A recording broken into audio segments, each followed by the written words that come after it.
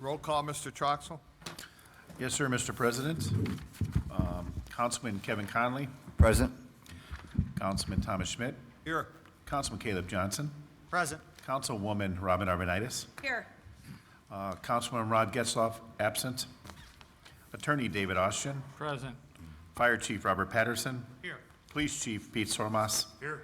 Assistant Park Superintendent Irene Morales, IT AJ Garcia, Nice Engineering Neo Simstad, Public Works Director Chad Nondorf, Director of Operations Andy Hansen, Town Manager Jim Gorman, Here. Recording Secretary Robin Teal, and Clerk Treasurer Michael Troxel here. Thank you. The Waterworks Board consists of only 3 councilmen, myself, Mr. Getzloff, and Mr. Conley. So we'll proceed. First item on the agenda is the minutes of March 11th, 2026 public meeting. So moved. We have a motion. I will second it. All in favor, say aye. Aye. Motion carries 2-0. Claims, any additional claims, Mr. Troxel, for Waterworks? No additional claims, Mr. President. Motion to approve claims. Second on the claims. All in favor, say aye. Aye. Motion carries 2-0. Reports, any reports from staff on Waterworks? No reports, Mr. President.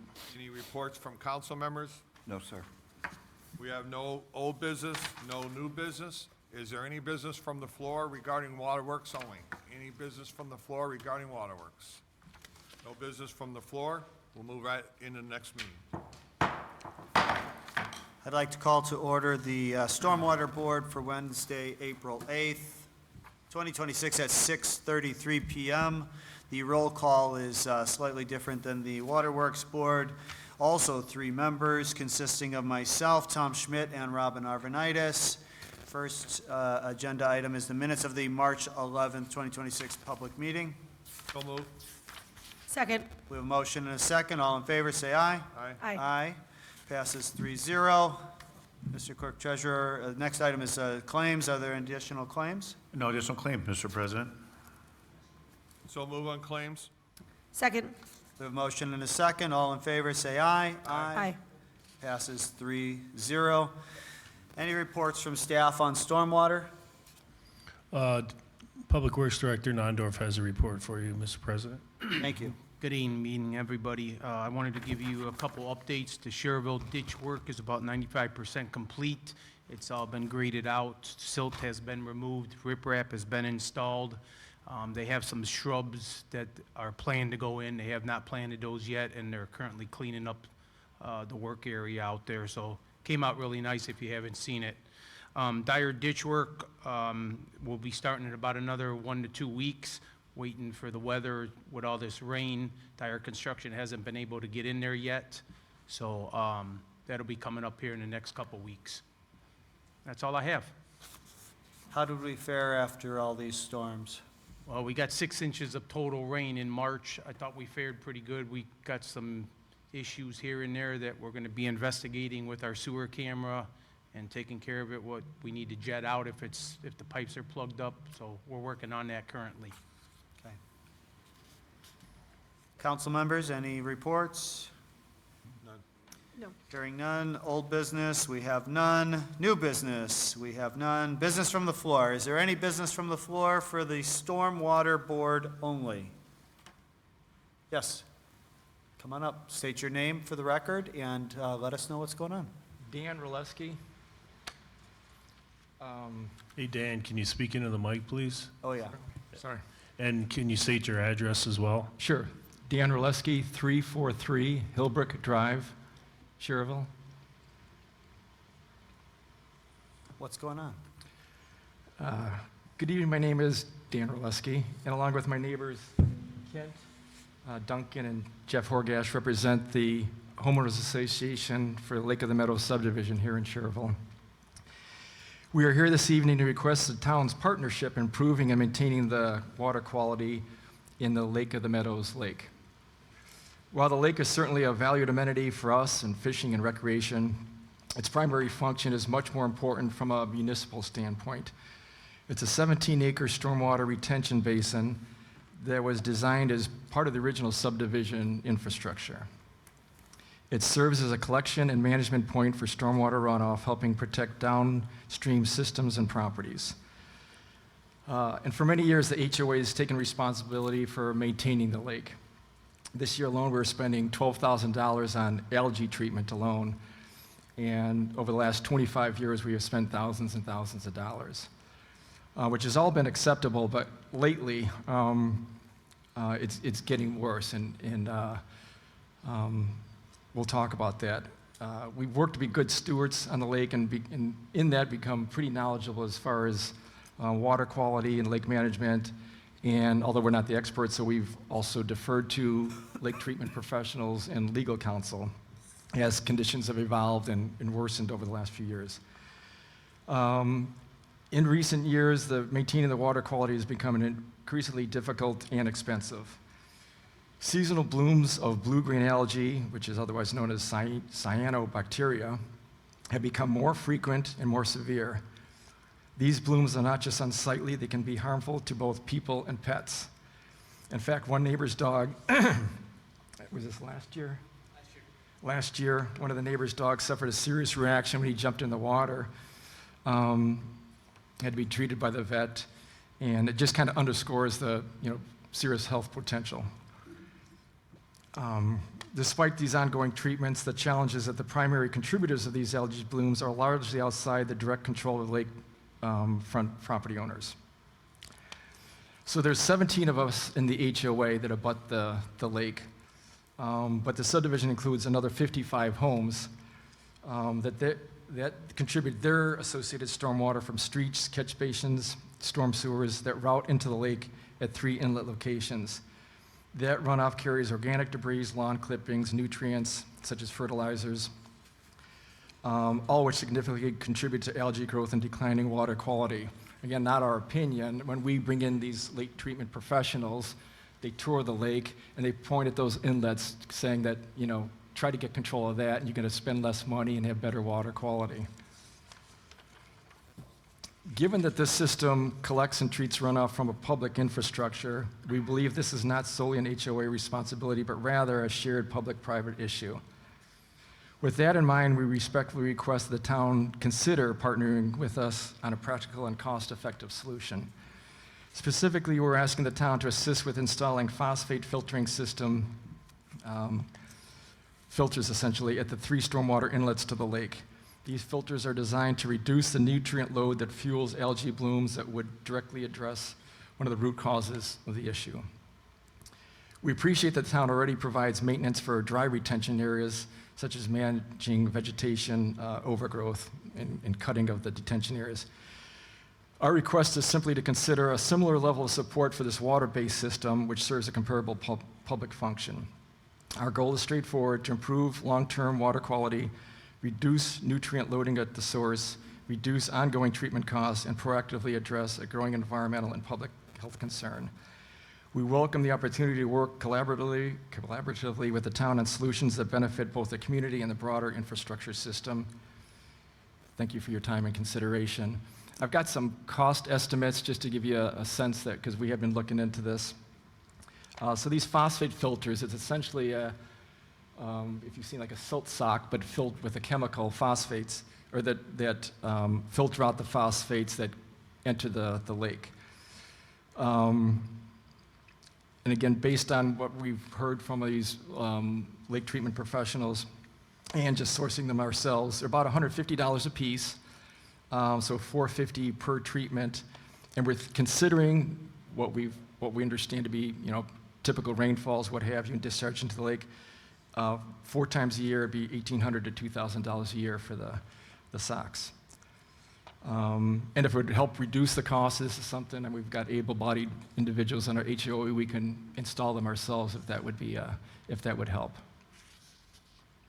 I don't know if you have any questions or. Well, you answered most of my questions that I had coming up, but I appreciate all the info. I think the next step would most likely be to talk to Public Works, figure out what Public Works and administration have in response to something like this situation. I'm assuming it's not unique, I know it's not unique. Other HOAs have come to us in many respects looking for assistance like this, and we do, in some ways, help as much as we can. But this is private property, and so it is your guys' responsibility for the most part. So I would direct you to them from my perspective. Okay? Okay. Real quick, if you don't mind. Yeah. So, okay. My name is Jeff Horgash, 437 Hillbrook Drive. I'm actually the acting president of the HOA. I did talk with Chad, I believe, a couple weeks ago about the situation and of what we're encountering and if we can get any help from the town. No disrespect at all, but basically he said, you know, it's a private lake and I don't think the town would want anything to do with it. Well, there are 52 homes that pump the sewer water, the ejector pumps, whatever, from their property into this lake. We are spending, like you said, tens of $15,000 a year to treat the lake. I'm trying to make it nice, but we also have 52 homes that are not part of the HOA pumping into the lake. So that's where we stand. Yeah, Okay, thank you. thank you. Any other business from the floor? Mr. Chair, Yeah. Chad, have you been out there in person? Yes, Public Works checks a screen that keeps the algae from getting into the piping system on the discharge side of the lake. When I talked to the HOA, Mr. Horgash, you know, I advised him that it was private, and from a Public Works perspective, we've never done any maintenance other than checking that screen on a weekly basis. I don't think there's any access for anybody to use the lake except the adjoining homeowners on the lake. So from my perspective, I didn't think it was a town issue because it's owned by the HOA and exclusively those 17 homes that are on the north side of the lake.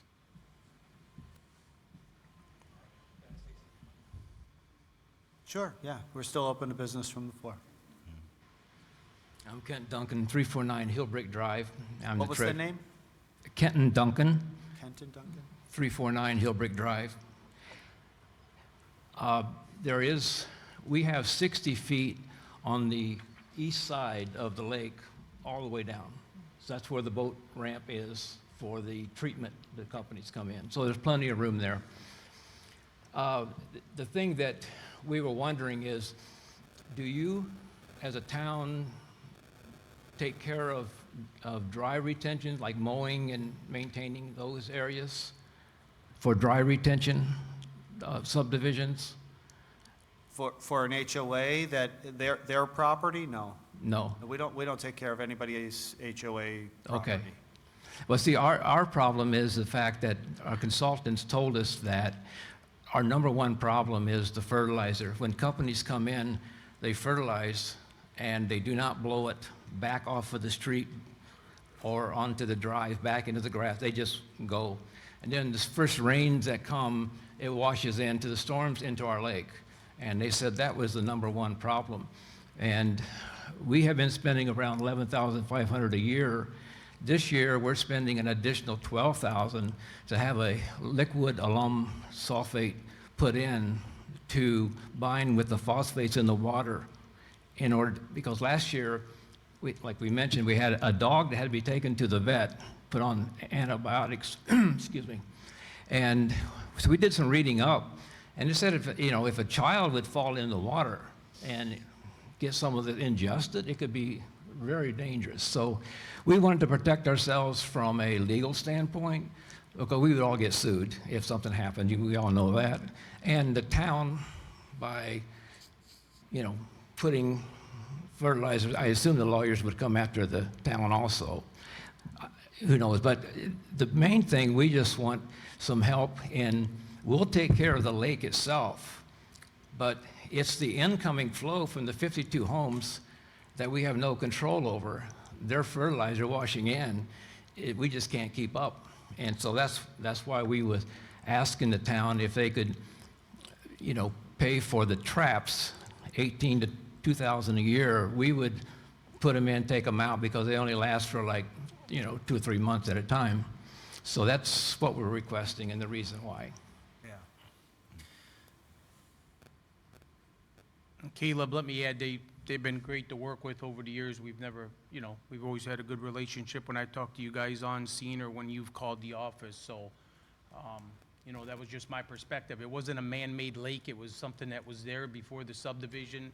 Naturally, the lowest point is where all this stormwater is gonna go. Right. And that's why the developer used the lake as the point where the storm pipes empty out into. Well, I guess from my perspective as president of the Stormwater Board, I think it's something that we ought to look into more to see if there's anything else that we can do from a town standpoint. I don't know if there is legally. Again, this is private property, and so we do not generally, as a rule, get involved with HOAs and their property. And so I'm not sure that we're going to be able to do this, but we'll talk about it some more and see if there's something we can do for you guys, okay? Yeah, sir. Make a difference that, Sir, you got to speak into the mic. doesn't make a difference to reinforce the point. It is a private lake, but the storm sewer infrastructure is public. Everything that feeds into it, is that? That's every lake in town. Every lake in town is the same way.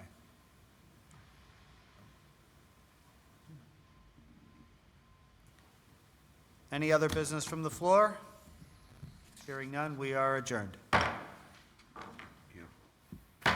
Call to order the redevelopment commission meeting for Wednesday, April 8th, 2026. The time is 6:48 PM. The redevelopment commission involves the entire town council, and our advisor from the Lake Central School Board, Nicole Kelly, is with us. Good evening, Nicole. Minutes of the March 11th, 2026 public meeting.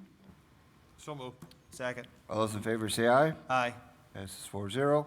Claims, any additional claims? No additional claims, Mr. President. Motion to approve the claims. Second. All those in favor say aye. Aye. Passes 4-0. We do have a staff report. Trucks, right? Yes, thank you, Mr. President. Give me a minute here. I can, this is an annual presentation on the Kennedy Avenue Economic Development Area Allocation Area, the Plum Creek Economic Development Allocation Area, Shops on Main Economic Development Allocation Area, and the Ileana Route 30 Corridor Allocation Area. The Indiana Code 36-7-14-13 requires that the Redevelopment Commission receive the following fiscal report to the Schererville Redevelopment Commission activity for each year. You had received earlier the fiscal report for the calendar year ending December 31st, 2025. There were a bunch of exhibits with that report, including debt service, expenditures of the Redevelopment Commission, and also parcel listings of each of the districts. The report reflects the revenue and expenses for each of the redevelopment areas, along with ending balances for the period ending 12/31/2025. It will also be uploaded to the State of Indiana reporting site, which was done actually on April 6th already. So we already met that deadline, which was April 15th. No actions needed from you at all tonight, just as a report. London Witty Group, our CPA and advisors, prepared the report.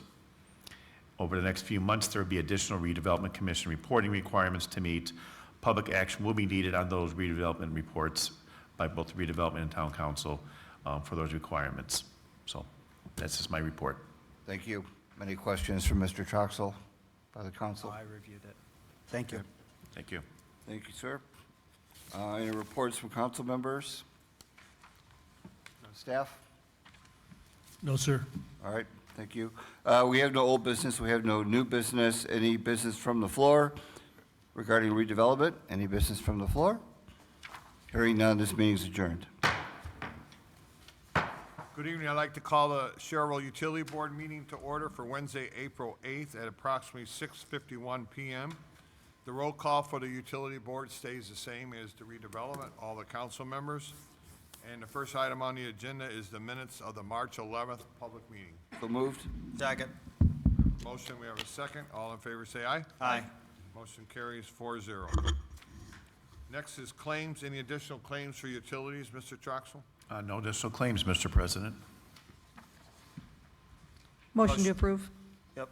Second. We have a motion, we have a second on claims. All in favor, say aye. Aye. Motion carries 4-0. Any reports from staff on utilities?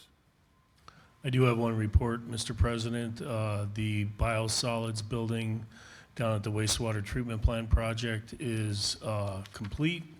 Just have punch list items remaining, which should be taken care of this spring, which involves landscaping and cleaning up the area.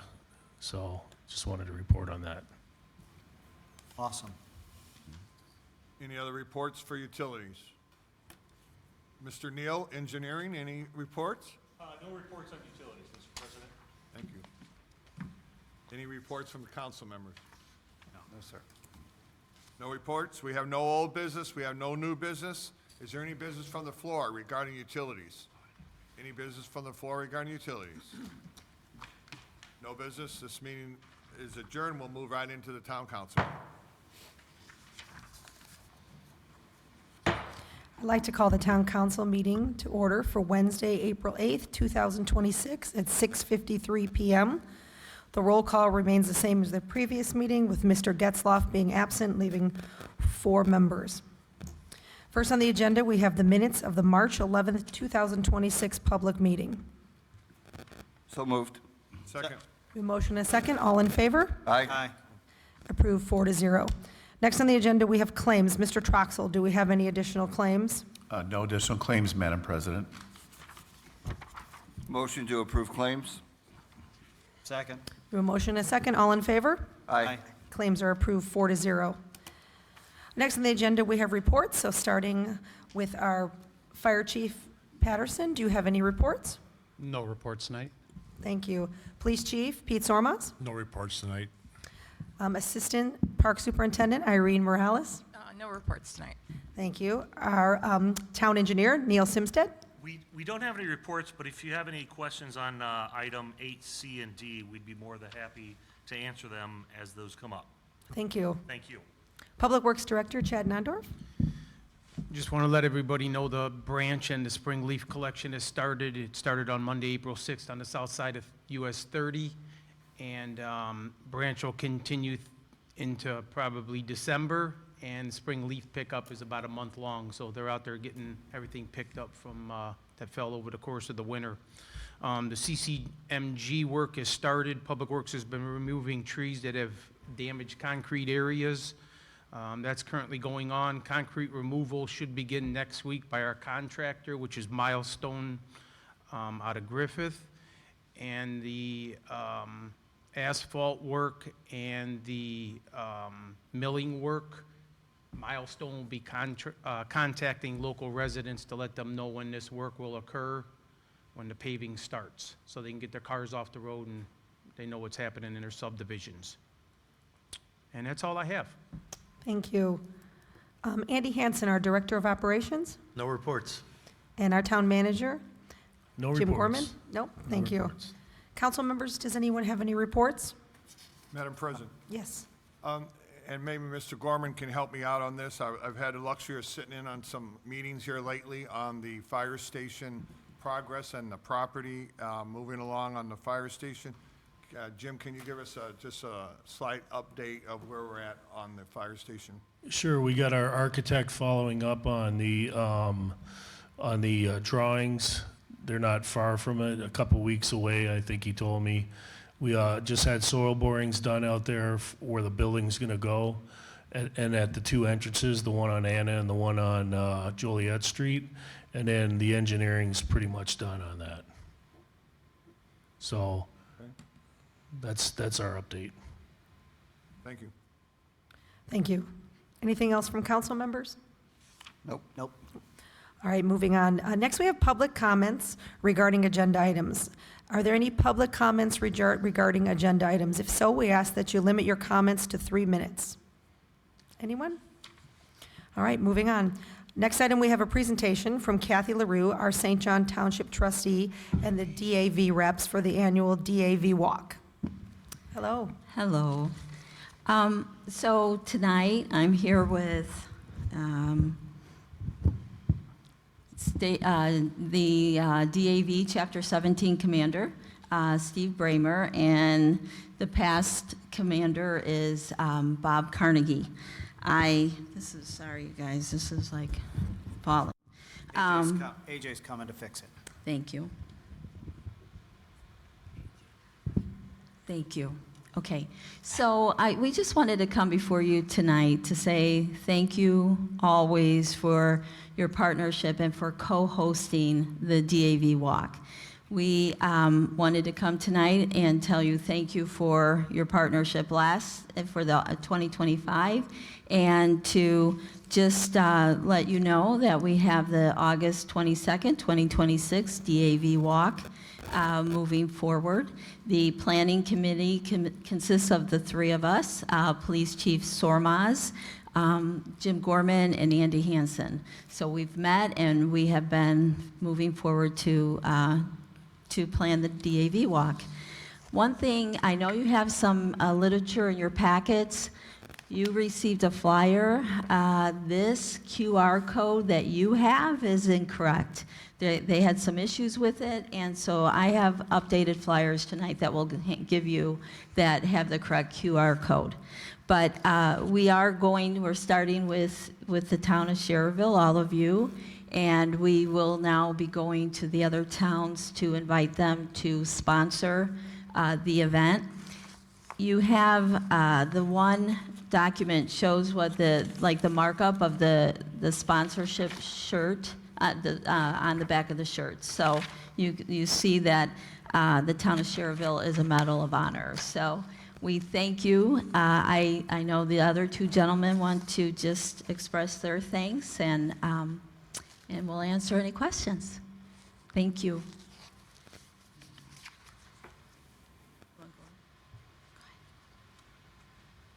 We look at each other to see who should go next. We don't know. But I've been around this organization and this community for a number of years, and I think you need to understand who we are a little bit better. The DAV's been in existence over 100 years, and it started at the end of World War I when veterans came home and were promised the fact that the country would help and assist them from their wounds, and they really didn't know how to do that, and that's really what started us. Here in Hammond, we've had a chapter over 100, not quite 100, about 105 years, and in this area, we have chapters in Crown Point, Valpo, Hammond, Oak Lawn, which is close enough to us to meet with us, and Michigan City.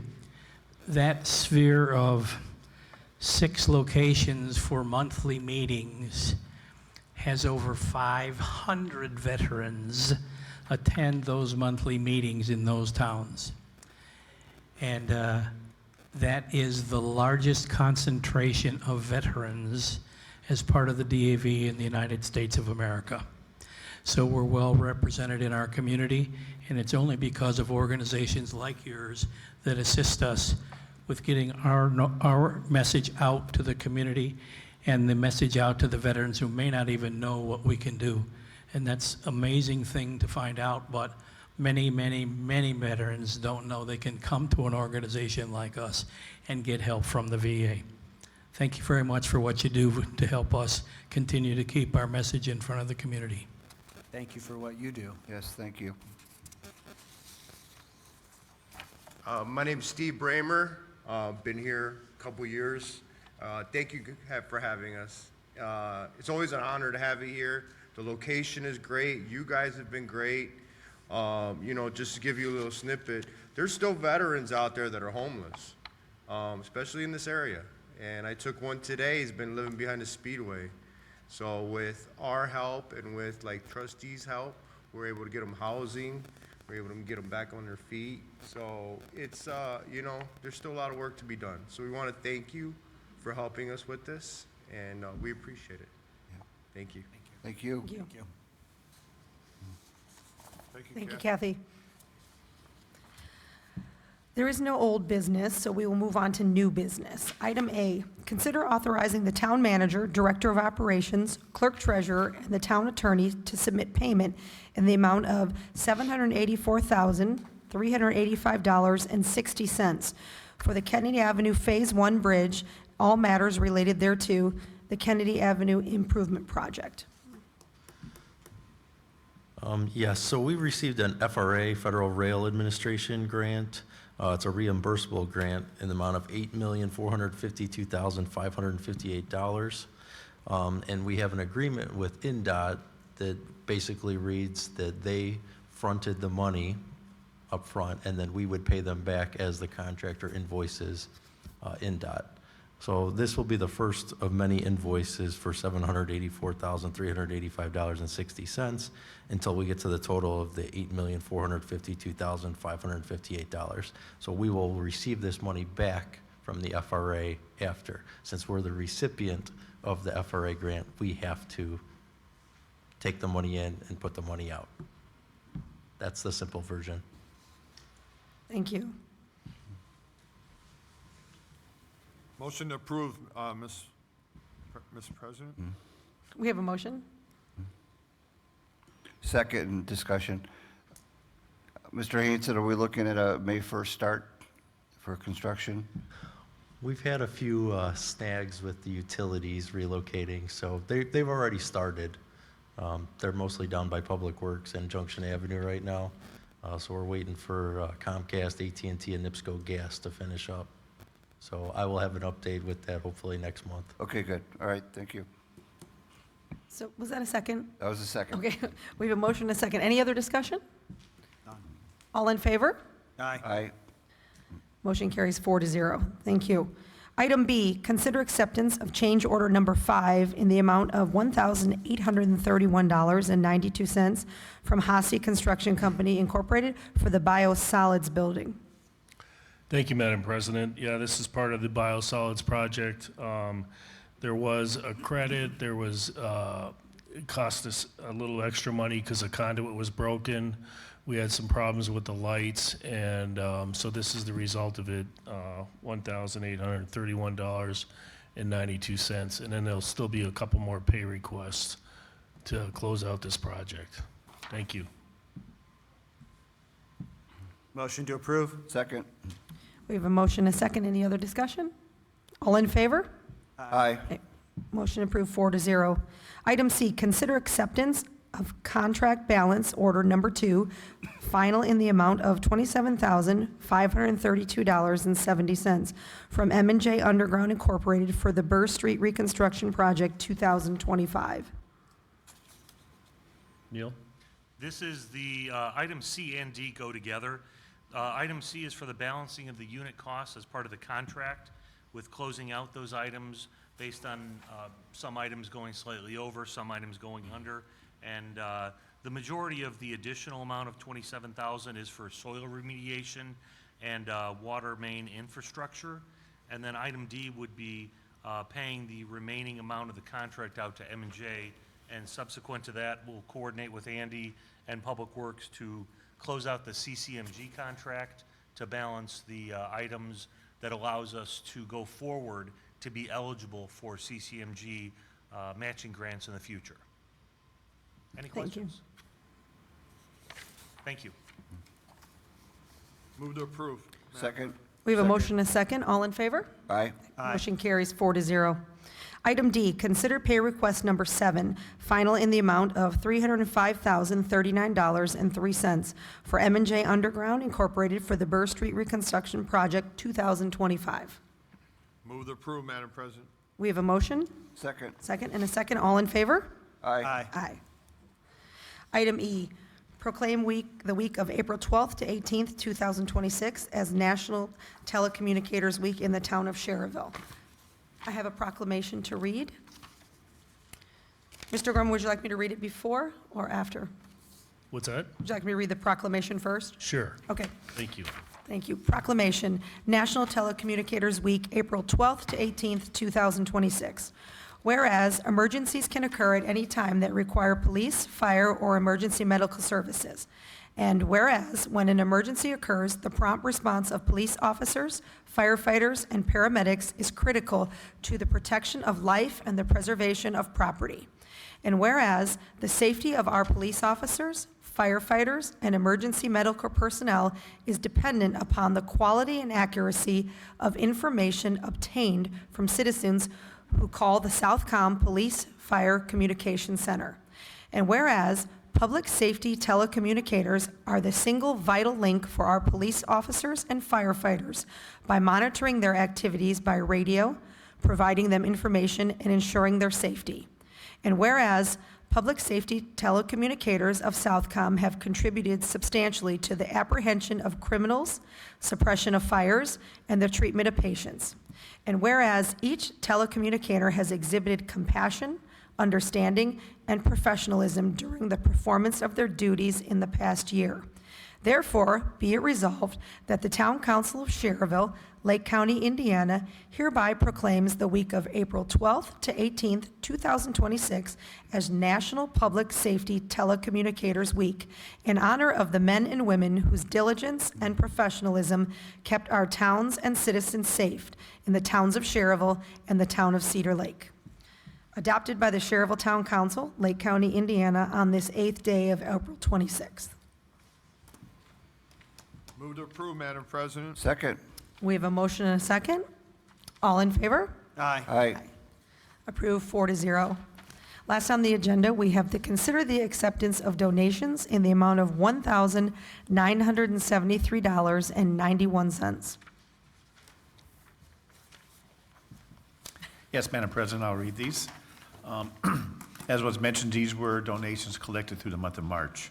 The donation fund for the town hall offices, we received an in-kind donation of a couple dozen donuts, value of about $40. The donation fund for the fire equipment, Mary Matthews donated $100. Donation fund to the Perry Farini Dog Park, Mary Griffin donated a $50 item, $50, excuse me. To the Animal Control Donation Fund, quite a few in-kind donations, Home Depot. There was a credit on materials that we purchased for the animal control remodel. That value was $498.91. Ramona Fishinger donated a $150 gift card. Joy donated some beds and partial bag of dog food and some towels. That in-kind value was $200. Anonymously, dog food and treats and blankets were $75.